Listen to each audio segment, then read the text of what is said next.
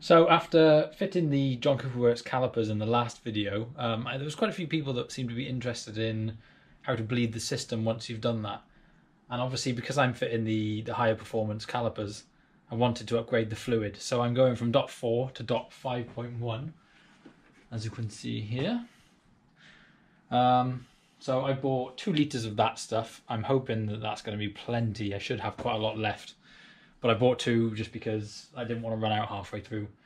But as you can see behind me here, I've invested in one of these pressurized bleeding systems, which means that you can do it one man, and you can also change the fluid all in one go by pressurizing the system, opening the bleed nipples, and basically just draining the whole thing through. So I'm going to show you how to do that. It's the first time I've ever done it. So we'll see how simple it is to do together.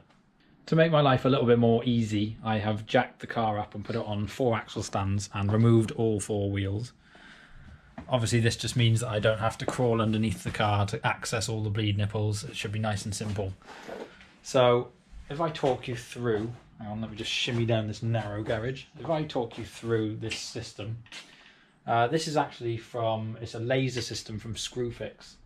So basically we've got a little pressure gauge on the front.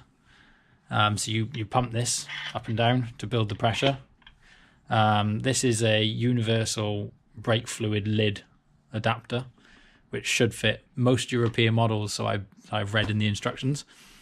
I've also got a rather large syringe. You can use anything really that would suck a bit of the fluid out of the reservoir, because after watching some of the videos on YouTube of other people doing this, apparently you should drain a little bit of the fluid out so it's on the minimum level if you're replacing all the fluid. Don't ask me why, I haven't got a clue, but I'm going to follow what they've said and hopefully it'll work. So first things first, I'm going to take a little bit of fluid out, attach that to the cap, and then I'm going to pressurize the system to around 10 psi, it says in the instructions. We'll go from there and see what happens.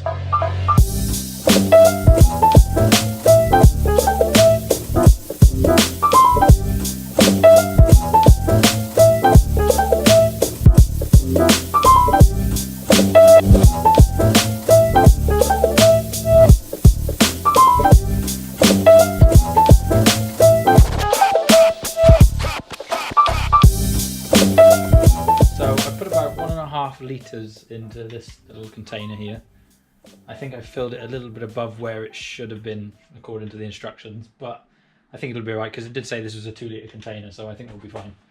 And then I pump this up to 10 psi, and I am now going to leave this for a few minutes just to make sure that that pressure stays, because if that starts to drop it means we've got a leak and we could introduce air into the system. So we'll just keep an eye on this for the next couple of minutes.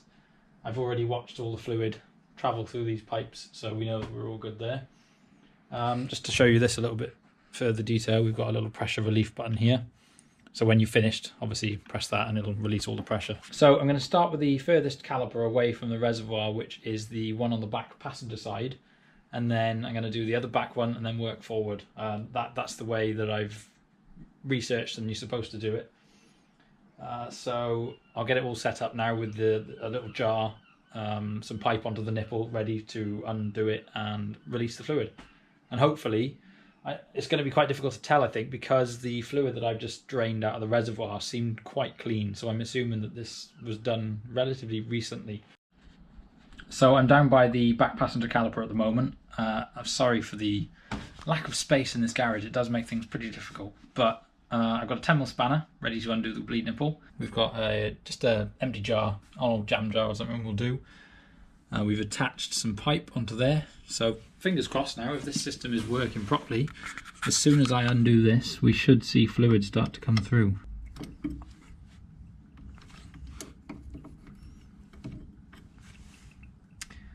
Also, I don't know if you can see that on camera, but there are a few little air bubbles coming through as well. So we'll just let that sort of drain through for a little bit now, and I'm hoping that we're going to see a slight difference in the colour of the fluid. So I've been sat down by this back corner for quite a while now. I keep periodically emptying the jar because it's really difficult to actually tell when the new stuff started to come through. The old stuff that was in there actually wasn't that bad, so I'm seeing a gradual change in the colour that's coming through at the moment in the jar. So I keep emptying it just to see when the clearer stuff is coming through. So if I show you what we're looking like at the moment, I've probably got about 3/4 of a jar out at the moment, but obviously I keep emptying it. But it's definitely starting to look clearer. So I think we're almost done on this caliper. I've just been sat thinking about it. To be honest, this one is obviously going to take longer because what was left in the reservoir is being pumped through this caliper as well. But once this one is done and I start on the other 3, it should theoretically just be what's left in the pipes. So it should be a much quicker process. So let's wait and find out. So I'm finally on the other back corner now of the car. I actually probably used 3/4 of a litre-ish to drain what was left in the reservoir all the way through to that back caliper. It's probably a bit more than I needed to do, but I wanted to be absolutely sure that it was the new fluid coming through. So we're now going to do this caliper, which in theory should be a little bit quicker, as should the other 2 on the front, which I'm expecting there to be a lot of air in those as well, obviously because they're new calipers. So we're hooked it up to this one, so we'll drain this one through and update you on that. One thing I forgot to mention as well is I keep checking the pressure gauge on the pressure bleeder. Obviously because we're draining the fluid down, the pressure is dropping. So I keep pumping it back up again to around about 18 psi. I originally did 10, but I found that 18 seems to work a little bit faster. And as far as I know, in the instructions it says not to go above 30, so 18 should be absolutely fine. So the back caliper on the driver's side took much less time to pump it all through. So yeah, that one's all done now. We had some nice clear fluid coming through. So now we're on to the all-important John Cooper Works front calipers, which I've heard from people can be a bit of a nightmare to bleed, but with this pressure bleeding system, hopefully it will make it much easier. So let's see how this goes.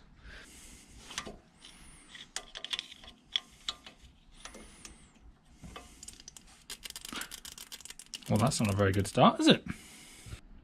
So after that less than ideal start, where it sprayed fluid everywhere, I've just cleaned the caliper up because brake fluid will be very damaging to this nice shiny red paintwork. So the silicone pipe that I was using is donkey's years old. I borrowed it off my dad, and yeah, it's probably ancient.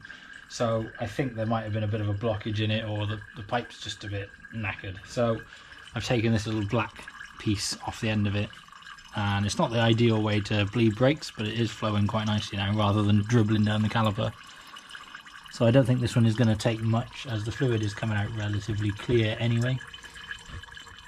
So fingers crossed that once I've done this one and the other one, the brake pedal should be nice and firm and we're ready to go racing. So the front 2 Brembo calipers were actually incredibly easy to pump through. So obviously because they're much shorter lines to the front calipers, they're much closer to the reservoir. So yeah, so basically I've depressurized the system with a little button on the back. I've taken the lid off, and I just need to put a little bit more fluid in there, and obviously put this little filter back in. Do that now. Yeah, so top the fluid up, put the lid back on, and fingers crossed that should be a nice solid pedal with no air in the system. Hopefully this has been an informative video. If you want to get hold of one of these, I would definitely recommend it. I think this one was about £50 from Screwfix.